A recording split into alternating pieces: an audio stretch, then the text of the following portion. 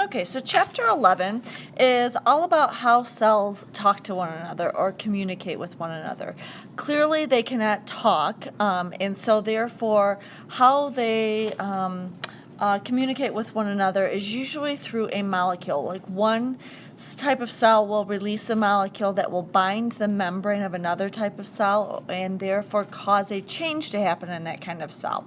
And so when it says here, overview, the cellular internet, cell-to-cell communication is essential for, and really essential for multicellular organisms, because think about us. We have all different kinds of cells that we're made up of, and so what happens is, how can a gland like the pituitary gland up near your brain communicate and control and talk to a cell remotely from that, like farther away from the pituitary gland, or your pancreas releases insulin, and insulin goes to all of the different cells of your body and allows those cells to take in glucose.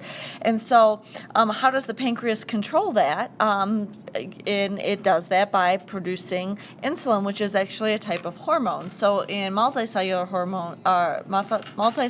organisms, hormones are a major way in which cells communicate with one another. Hormones are a particular type of molecule. So biologists have discovered some universal mechanisms of cellular regulation. So some just basic ways that different cells communicate with one another. So as I just said, this first concept here for section 1 is about external signals. Signals from outside of the cell are picked up by a cell and causes changes to happen inside the cell. So it's converted into responses within the cell. So microbes, remember those are bacteria, are a window on the role of cell signaling in the evolution of life, because microbes, bacteria, can also talk to one another. And they've been around a lot longer than eukaryotic cells and multicellular organisms. So the evolution of cell signaling. What we found is that there's a signal, what's called a signal transduction pathway, and that is a series of steps by which a signal on a cell's surface, that's the membrane, is converted into a specific cellular response. So you have a cell and a molecule binds to the surface of the cell, and that is going to elicit a response inside the cell. And that response wouldn't happen inside that cell unless that signal happened. So signal transduction pathways convert signals on the cell's surface into cellular responses.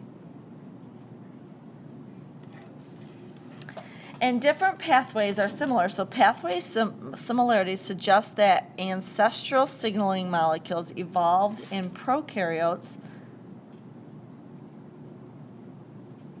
because there's some similarities between how bacteria communicate from cell to cell and have since been adopted by eukaryotes, and by how eukaryotic cells talk to one another.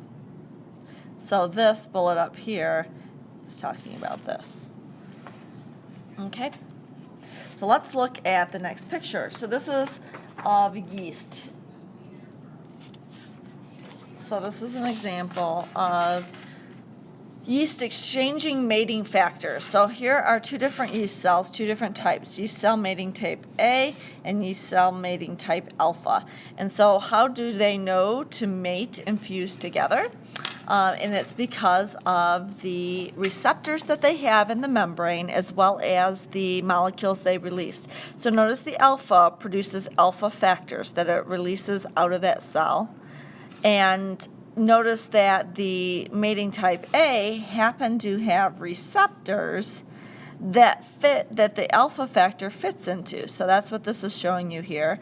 And then the A type makes the A factors, and the alpha mating type has a protein on the surface that matches that. And so when they bind to that, that triggers them to mate with one another. They fuse and you get a new hybrid cell. So that's an example of cell communication and deciding who to mate with. So therefore, if the alpha here did not produce the right factors, then these two would not mate together. All right, so again, looking at the overview, this would be called local signaling because the cells are close to one another and they're exchanging these chemicals close to one another. There's also long distance signaling. So let's look at local and long distance. Cells in multicellular organisms communicate by chemical messengers. So these are these molecules that they release. Plant and animal cells have cell junctions that directly connect cytoplasm of adjacent cells. So let's look at that here. So animals, cells, they are called gap junctions. And plants, they're called plasmodesmata.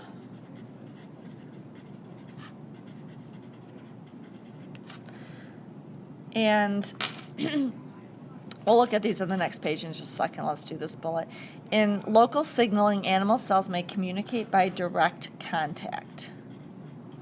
So they can actually be connected to one another or be directly in contact. So an example we'll talk about in a few chapters when we talk about the immune system. This happens in the immune response when we fight off foreign particles. And it also happens early on in development when everybody starts out being one cell big and our cells divide and produce multiple cells, and those cells communicate with one another during embryonic development. So let's look at the picture here of this. So, so here's the gap junction, here's the animal cell. Notice here, two adjacent cells. There's gaps, hence the name, in the cell membrane. So it's kind of like little pores, and so molecules can diffuse back and forth between them, so these cells can easily communicate with one another.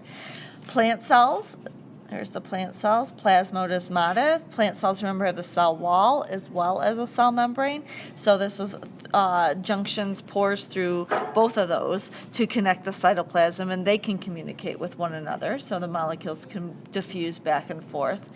And then cell-to-cell recognition. So this is when they are actually joined. They're not joined together like this. They actually, one cell, if we look here, one cell and another cell have proteins embedded in their membrane that allow them to bond together. So I'm going to just color this one orange. And then this one has a specific shape and is on that cell. And so you can see here that that shape is complementary to the shapes on the other cell here. So this cell, here's the shape here. All right, they bond together, and what that does is that this molecule, when the other protein from the other cell binds to it, it triggers and actually changes the shape of this molecule and activates other molecules, sometimes it's an enzyme and so on, to elicit a response inside the cell, that binding. And so, so therefore, if this cell, if I plucked this cell away and this would look like all these other ones here, that response would not be happening. So therefore, by the binding of them, that's cell-to-cell recognition, you get a response inside the cell. So in many other cases, animal cells communicate using local, what are called regulators. Messenger molecules that travel only short distances. So this is cell to cell. They're sharing cytoplasm and so on, but they're not releasing a molecule out of the cell to communicate with the cell. So that's what this is talking about, messenger molecules that travel only short distances. And then some are long distances. And long distance signaling, plants and animals use chemicals called hormones. So if we look here, these two pictures are local, traveling just short distances. This one right here is long distance. So let's talk about this, paracrine signaling. So notice here there's a secretory vesicle.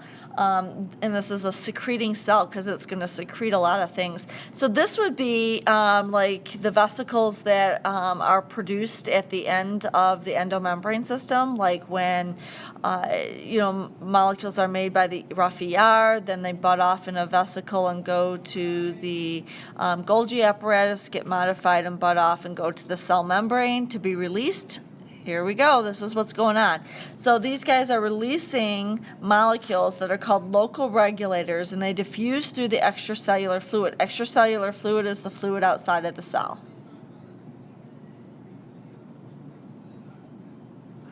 And so they diffuse through here and go to their target cell. And the target cell has, it binds to the membrane there and triggers a response inside of it. So therefore, this cell is communicating with the target cell. Notice here, the target cell has to have a corresponding molecule in the membrane. And so some cells may not have that. If they don't bind, like we go back over here, remember the yeast had to have certain proteins embedded in the membrane. So therefore, the target cell will have the right receptor proteins that those molecules can bind to it, and then that'll trigger a response inside of that cell.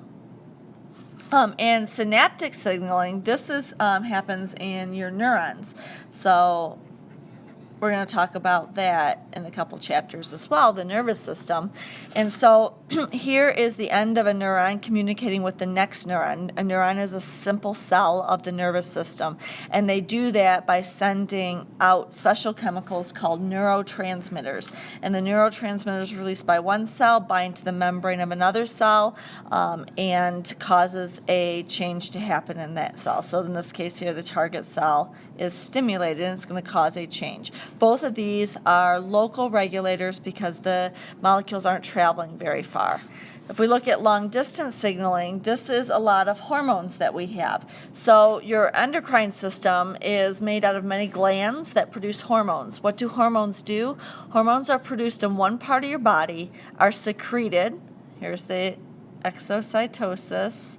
Secreted and diffused into your blood vessels. The blood vessels go all throughout your body, so it takes it from one area to a very, very different part of the area. So they're showing you from here to here. And so it gets there by the blood, it diffuses out of the blood, and the target cell has a particular receptor that allows that change to happen in that target cell. So that target cell, this will elicit a response inside that target cell. So this cell way in another part of your body is communicating with the target cell in a completely different part of the body. And so that would be long distance signaling, and that's what hormones do. Okay. So let's look now, so that's our overview of cell signaling. Let's look at the three major stages of cell signaling.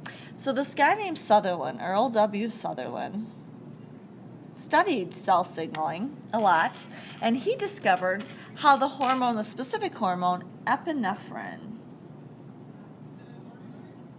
acts on cells.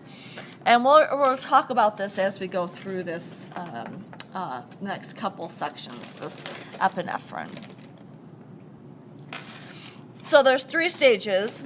Here are the three stages here. They're drawn here. And here, stage 1, stage 2, stage 3. So let's talk about this. So let's just look at what we're seeing here. So this right here is the cell membrane. This is the extracellular fluid. Here's your cytoplasm. And so this is a big protein embedded in your membrane. Remember the membrane, this represents the lipid bilayer. Okay? And so, so the signal molecule binds to the receptor. That's the reception. All right, simple enough. So the signal molecule going back up here could be, example, epinephrine.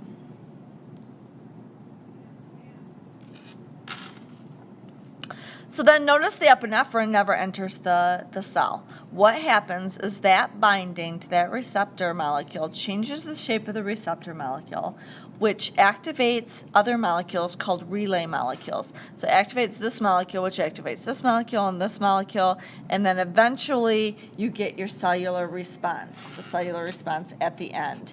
So this part in the middle is called transduction. All right, and at the end of transduction, you get your response. So those are your three major stages there.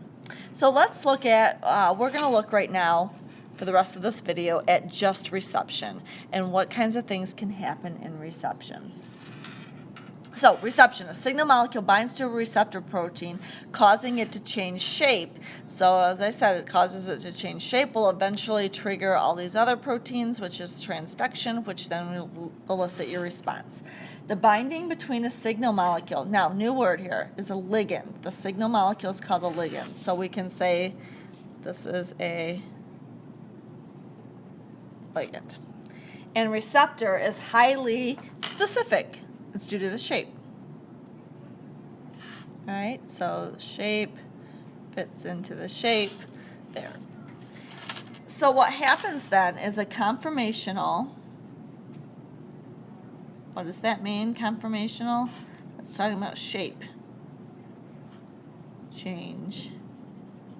In a receptor is often the initial transduction of the signal.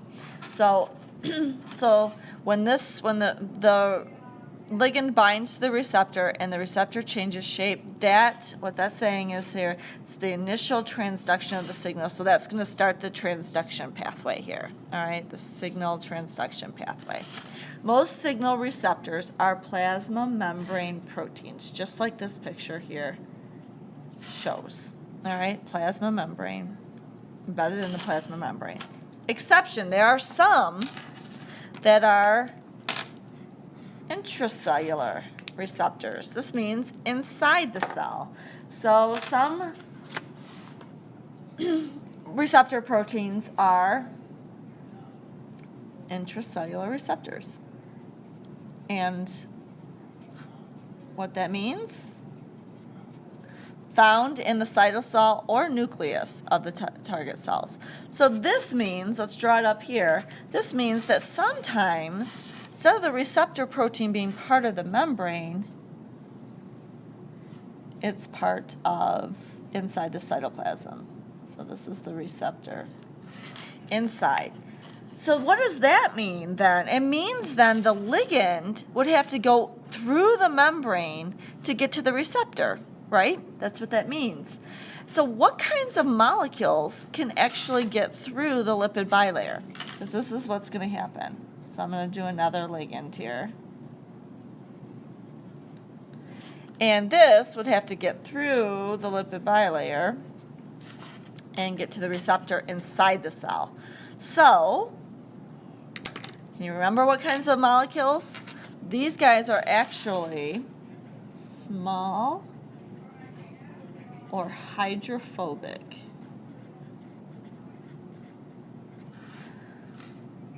Chemical messengers can readily cross the membrane and activate receptors. So that's what this is showing you. This is, the majority do this. The majority are in the as part of the cell membrane, but there are some that can get through. So examples of hydrophobic messengers are the steroids.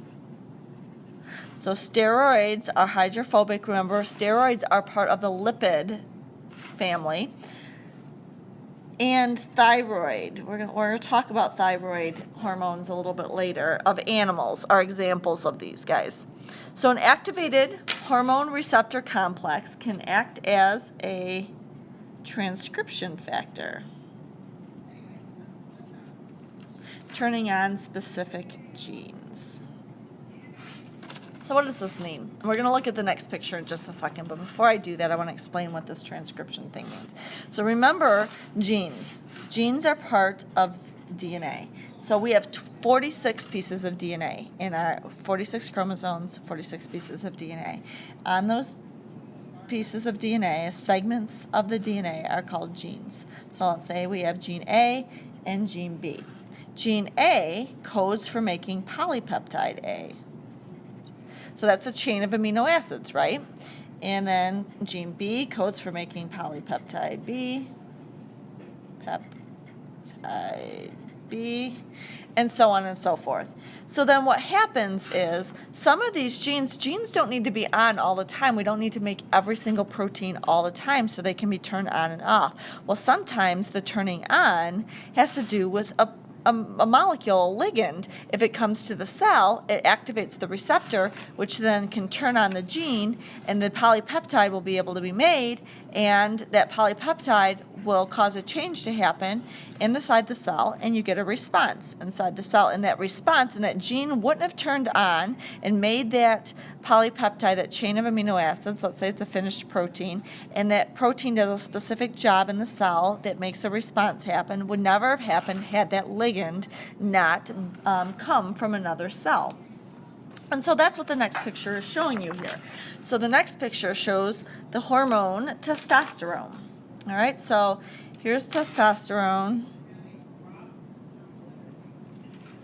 And testosterone is a steroid hormone. So we just said steroid hormones are one type of molecule that can get through the lipid bilayer, and the receptors are inside the cell. They're intracellular. So here's the receptor protein. And then the testosterone diffuses into the cell, binds to the receptor protein. Here's that complex. Then what we have, so that you can see here, this is the nucleus. Remember, the nucleus has a nuclear envelope around it, the membrane, but it has pores. So that's what I'm going to try and show you here.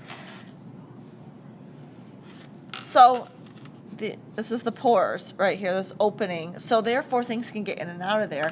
And so this hormone receptor complex goes into the nucleus, and here's your DNA. Remember the DNA, let's say here's your gene. It binds to the gene, causes transcription to happen. That's why they call it a transcription factor. What is transcription? You copy the instructions on DNA onto an mRNA molecule, and then the mRNA can leave the nucleus and go to the ribosome. So this is the ribosome, where it can be translated, that's translation, into a new protein. So this is the polypeptide. So that's what I was just talking about here, turning on the gene and eliciting a response. The response, the new protein, will cause a response to happen inside the cell.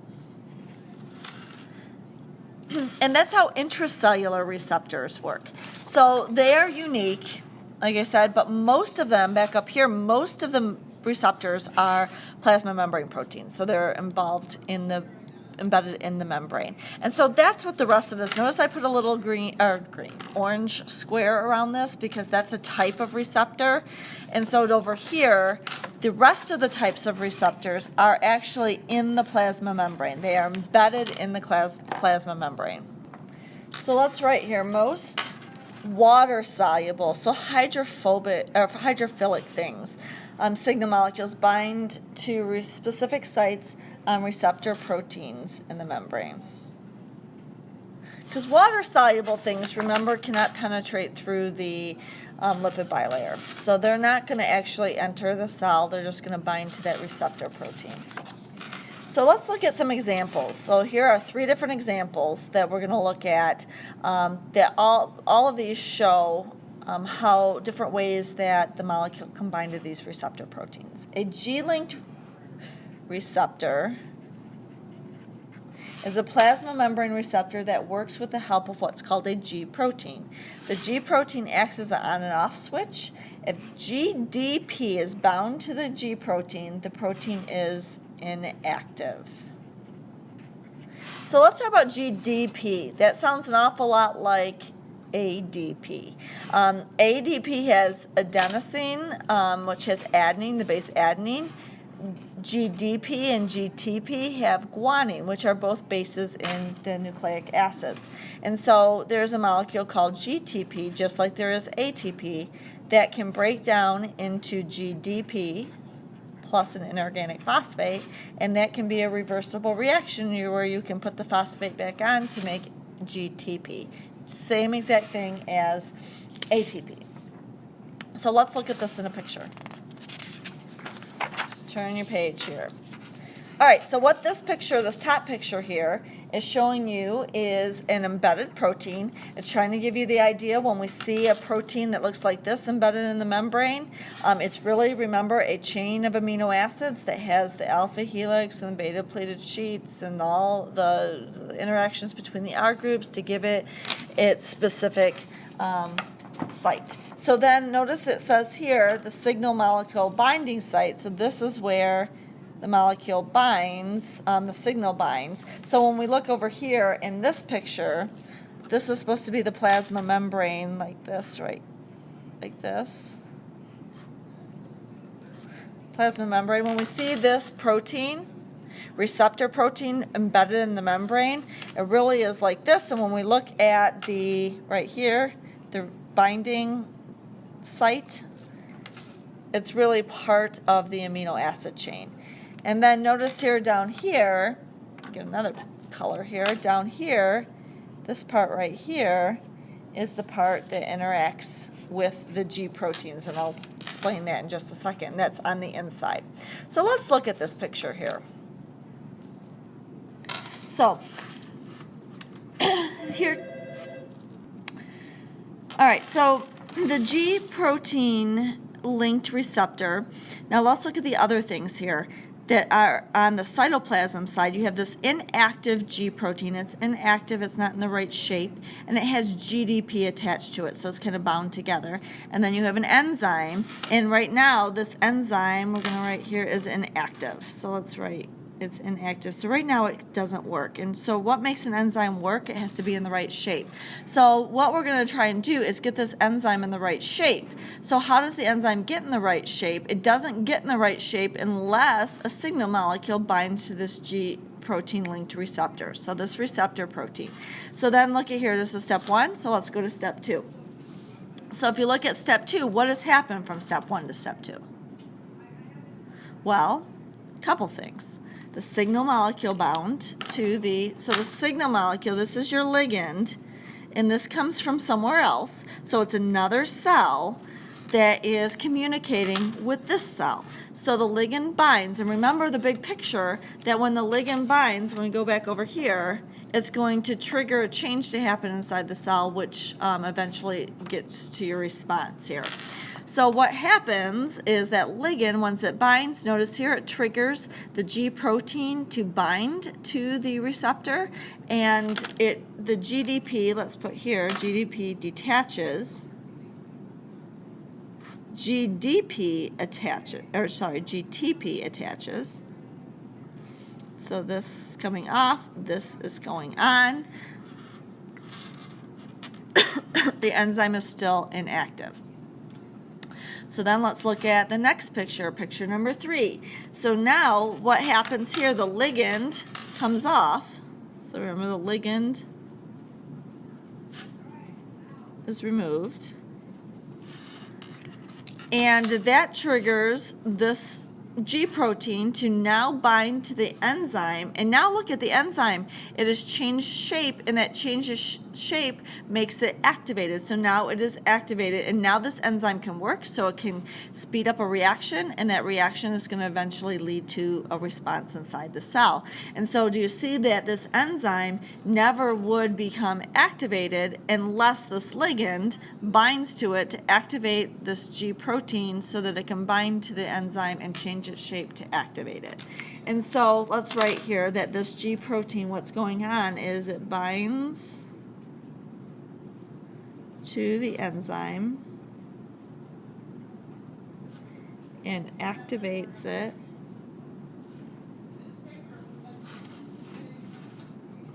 by changing its shape.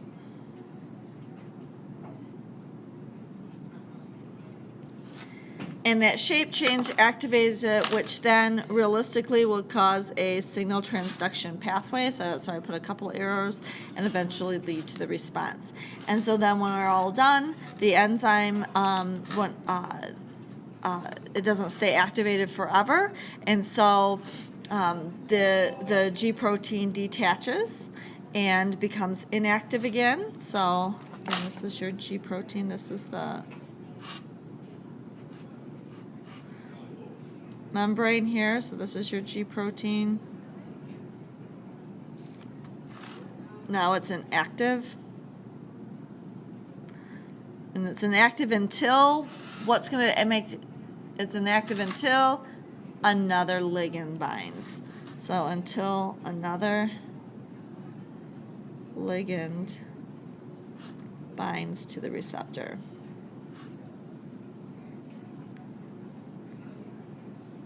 And that is one example of a receptor that is embedded in the membrane. Another example is the tyrosine kinases. So this is example number 2. So this example 2 of the receptors in the plasma membrane. G proteins are example 1. G proteins. So all this was about G proteins. Then receptor kinases. So these guys, receptor kinases are, tyrosine receptor kinases are membrane receptors that attach phosphates to tyrosine molecules. A receptor tyrosine kinase can trigger multiple, this is key here, signal transduction pathways at once. So let's look at this next picture. So notice here, this is your membrane.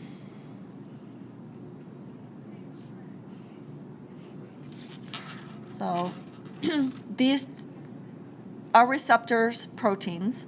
They're the receptor tyrosine kinase molecules. There's 2 of them. So there's kind of like 2 little ones that are inactive at this point. So here they are, they're inactive. So here's your signal molecule. Notice here the complementary shape between the receptor kinase molecules, the signal binding site, and the signal molecule. So therefore, this can bind to that top part of it. All right, so here you go. There's the signal molecules coming in.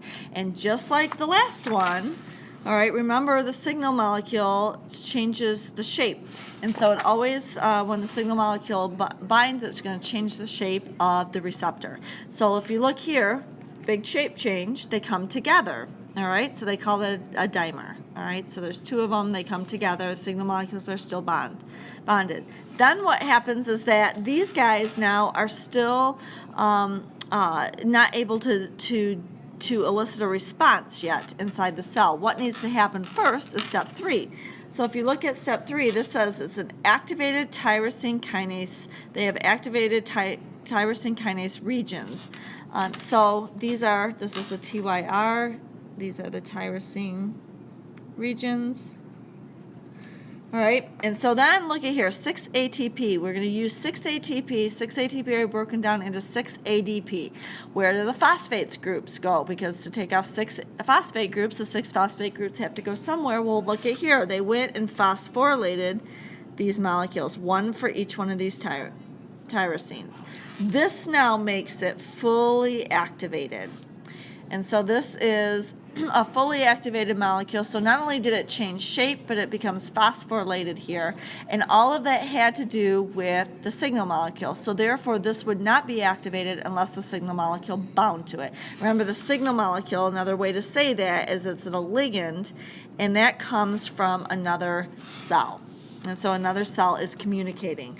And so now what is that? Remember, this is the reception that's going to trigger a signal transduction pathway, which is going to trigger a response to happen inside the cell. So how does that happen? Notice here that you have different inactive proteins. So let me pick a couple colors here. So here, these are inactive proteins hanging out inside the cell. This one's different than this one, so I'll color code them differently. So these are some molecules, they're inactive, and so what happens is they have a binding site that can bind to the phosphorylated tyrosine kinase molecule. So now this little pink one comes over here,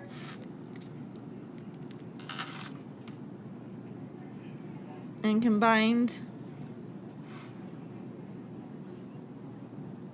changing shape slightly. This one can come over here and bind. And then keeping with the color-coded thing, now this, notice here, by binding to it, it changed its shape slightly. See that?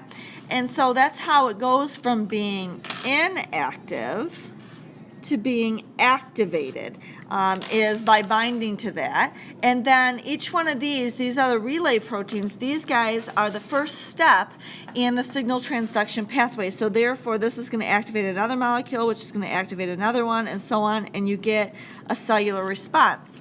But this molecule is different, this blue one here, so it's going to activate a different molecule and a different molecule and have a different signal transduction pathway, and we get a different cellular response. Hence, when we put little stars next to it here, this is multiple responses by one signal molecule.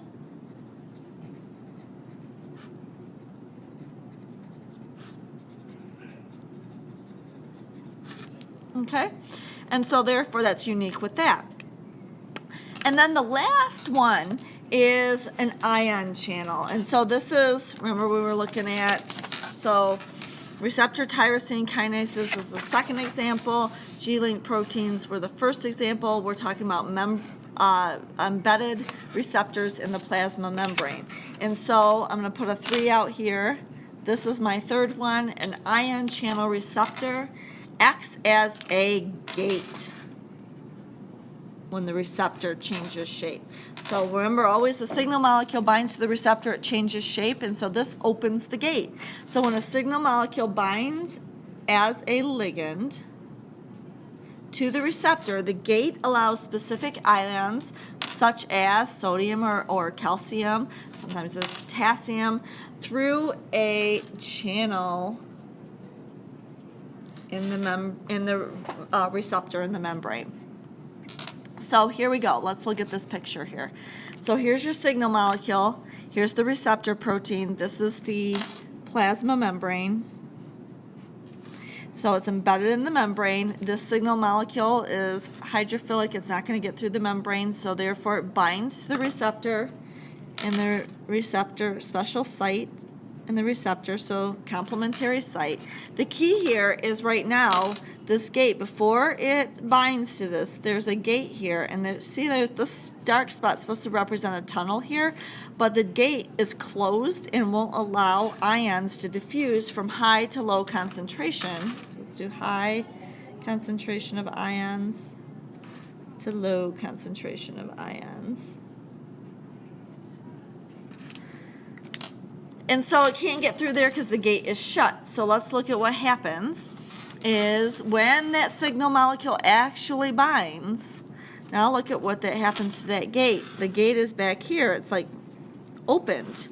So it's gone from this to this. It is opened up. And now look at that channel. It's wide open so those ions can bounce and diffuse. And when they hit that tunnel, they can diffuse into the cell. And then those ions are going to trigger a cellular response. They're going to trigger a signal transduction pathway.